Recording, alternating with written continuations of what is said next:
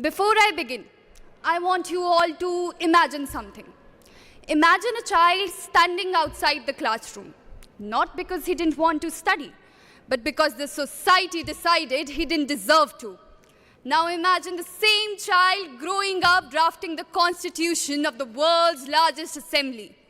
That child was Dr. B.R. Ambedkar. Greetings to respected Governor Sir, honorable guests, and my fellow citizens. I am Ananya Negi from Himachal Pradesh, Devabhoomi as it's known, representing the Ministry of Youth Affairs. Dr. B.R. Ambedkar ji once said, "The Constitution is not a mere law's document. It is a vehicle of life, and its spirit is the spirit of age." And we all remember him.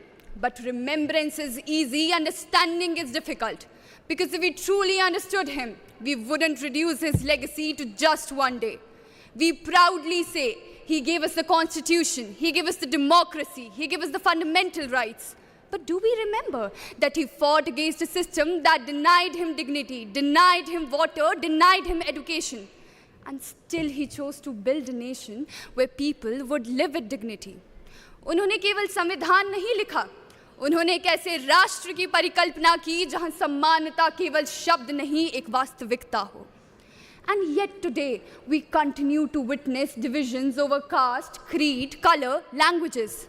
Voices rise of threat, of fear, of what might be lost.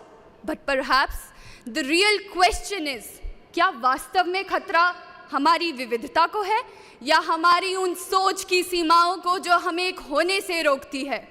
Our constitution, written by Baba Sahib, did not give us 100 different identities, ladies and gentlemen. It gave us one.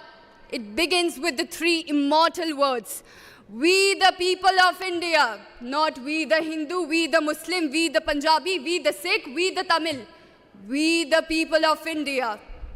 So today, standing here in the Parliament of India, I don't just see a nation shaped by history, ladies and gentlemen.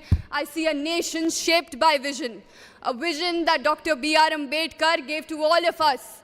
An India where people from different regions, different backgrounds, different languages come together not just to compete, but to contribute. Not just to coexist, but to stand for something larger than themselves. At the end, I would like to conclude by saying, बाधाएं आती हैं आए घिरे प्रलय की घोर घटाएं, पाँव के नीचे अंगारे, सिर पर बरसे यदि ज्वालाएं, निज हाथों में हंसते हंसते आग लगाकर जलना होगा, कदम मिलाकर चलना होगा, कदम मिलाकर चलना होगा. धन्यवाद. जय हिंद, जय भारत.